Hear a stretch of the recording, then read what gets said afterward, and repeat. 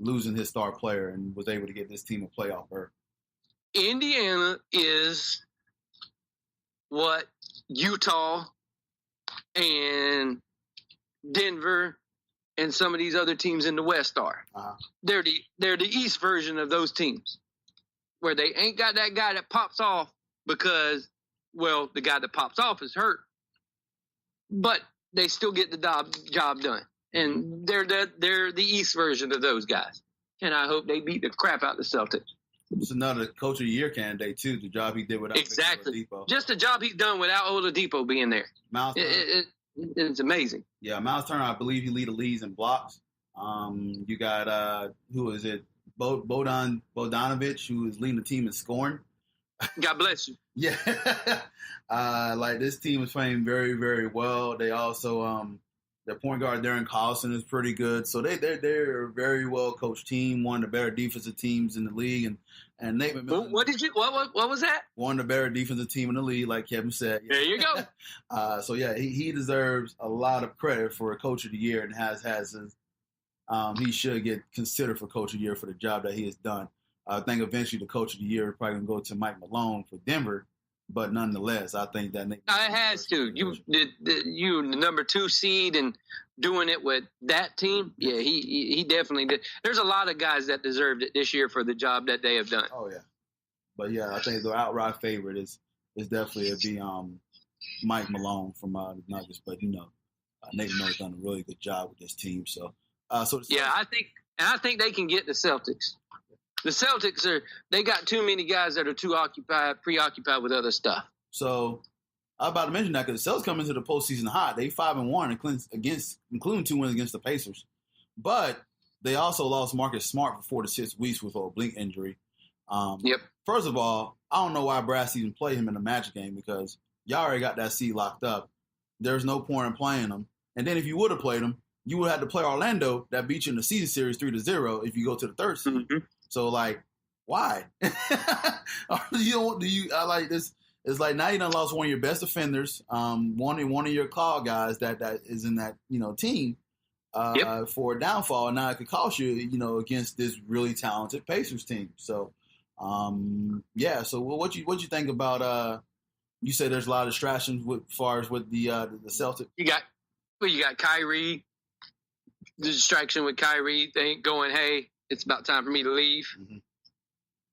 What am I going to do? Am I going to be out? And all this stuff. And we know that causes a distraction for any basketball team when that kind of stuff goes on. Is this team disappointed because they were supposed to be like the best team in the East before the season started? It's disappointing. I think they've been a little bit disappointed because they were arguably supposed to be the number 1 seed and fly through the East. Yeah. They looked great last year. Oh, last year they looked fantastic. Oh, last year they looked phenomenal. But then they tried to put Gordon Hayward back in there and trying to adjust him back in there. And he seems to not be that fit that everybody thought he was going to be. Yeah.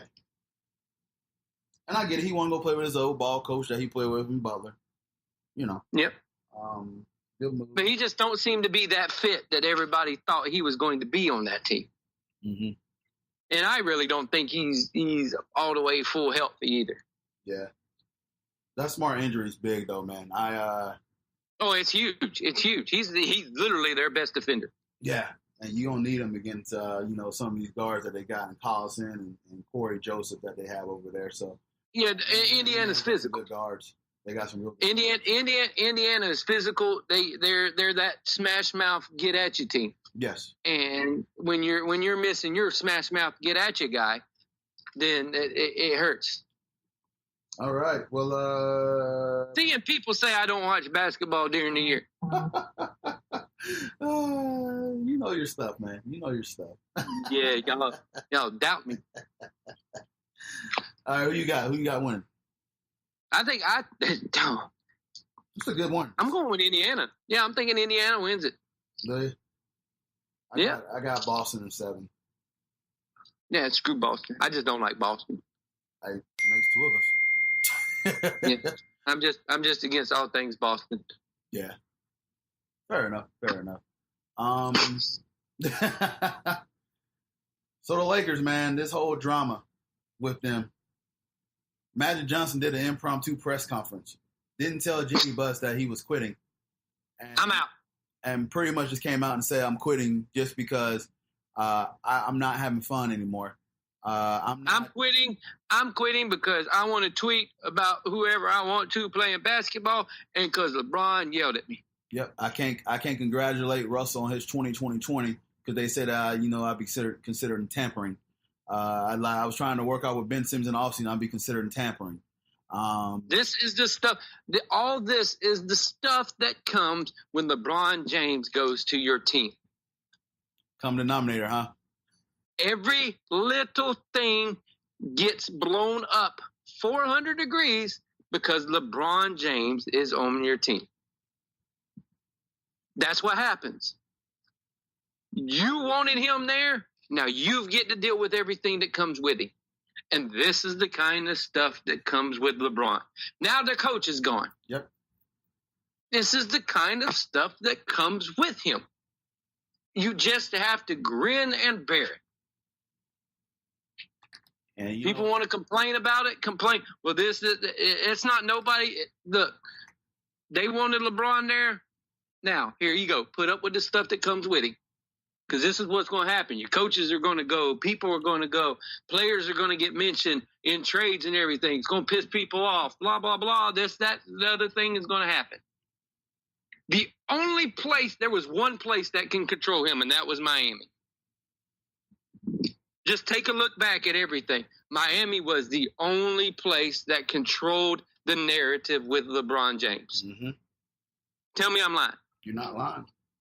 That was the only place where the narrative was controlled. You didn't hear about the coach about to get fired. You didn't hear about the GM wanting to quit. You didn't hear none of that because they were the ones that were dictating to LeBron, not LeBron dictating to them. Yep. You're right.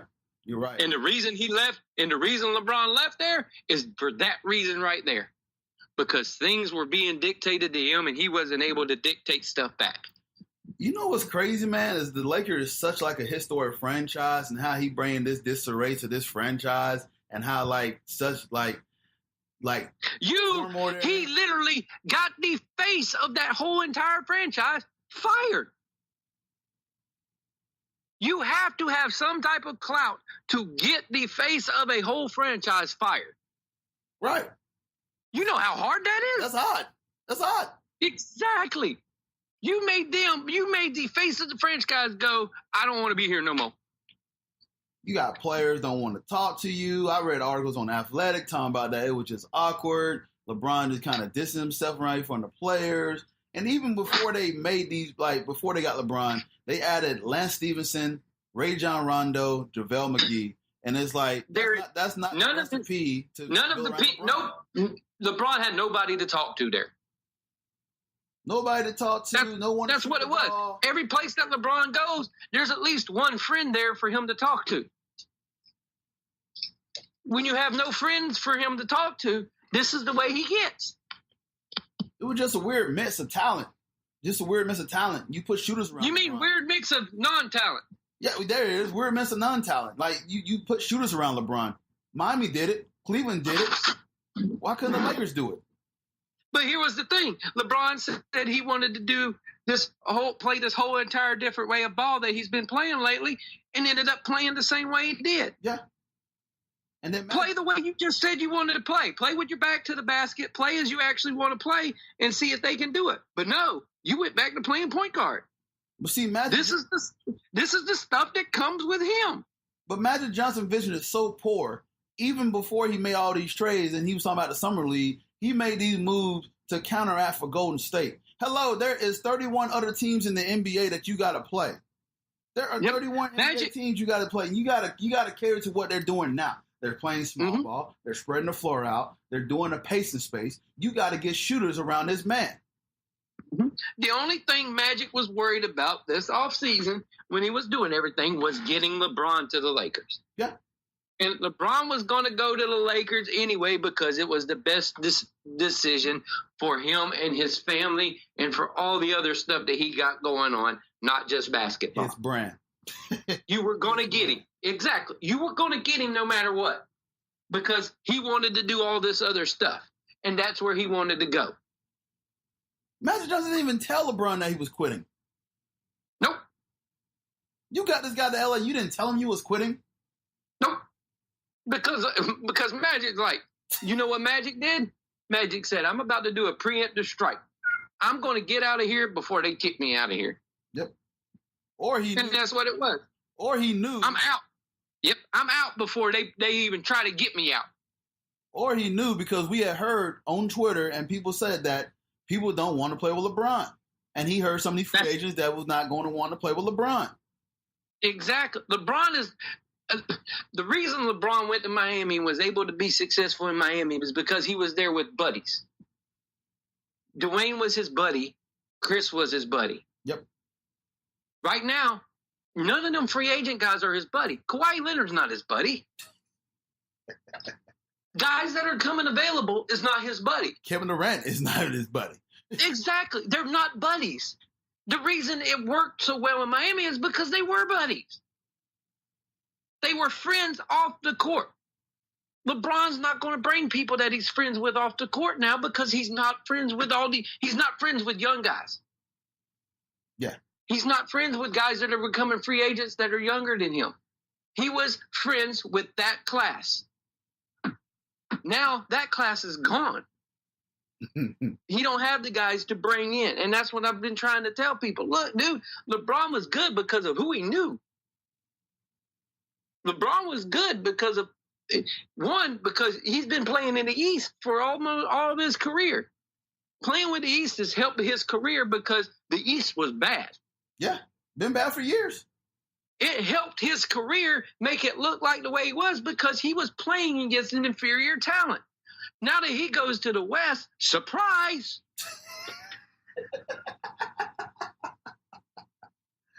Tell me I'm lying. No, you're not lying. I want somebody to flat out tell me that I'm lying because I'm not. No, you're not. All you have to do is look at the history of what he has done. And this is what happens everywhere except Miami. Because Miami, he didn't control the narrative. Pat Riley controlled the narrative. Everywhere else LeBron has went, he's controlled the narrative. Hey, on a scale of 1 to 10, how much are you enjoying this Lakers disarray? 436.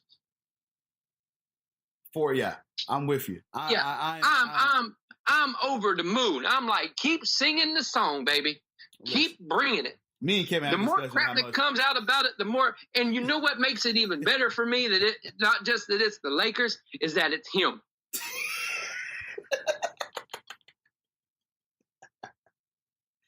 Oh my gosh! And see, that's where we're opposite at. I'm glad it's the Lakers. I'm so glad it's the Lakers. But I'm glad it's the Lakers, and I'm glad it's him. me and Kevin had this discussion for years. If there's one fan base that I can throw in the middle of the ocean and watch them drown, it's the Los Angeles Lakers fan base. And and the second one to go right after them is the Knicks. I will thoroughly enjoy that, and they deserve this because they felt some type of way at the beginning of the year, like, oh, we got LeBron. It's going to be instant success and stuff like that. And, you know, I thought LeBron, like, yeah, you know, LeBron's going to the West. I think it's going to be hard, but I think he'll get them like 45 some wins in the West. Wrong. I'm just funny that exactly all the stuff I said at the beginning of the season played out perfectly. And I know he was hurt.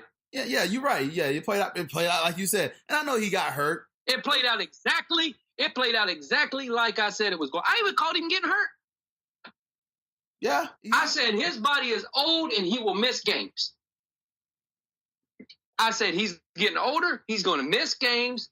Those guys are way too young. And watch. And I even called this at the beginning. I said, watch. Something's going to happen to where somebody's going to become available in a trade or get trade rumors talked about him, and he's going to throw people under the bus. Because guess what? That's been the narrative from LeBron. Every other team he's played for except Miami. Yeah, tell him who they coach. It is facts. It is straight up facts, and I want somebody to argue it with me. Yeah. The man is a hell of a good basketball player, but he's terrible decision maker when he goes to places and wants to put his foot down on something. It's just facts. Kevin, tell them who they think about replacing Luke Walton as the coach. Tell them. Tyronn Lue. If that doesn't tell you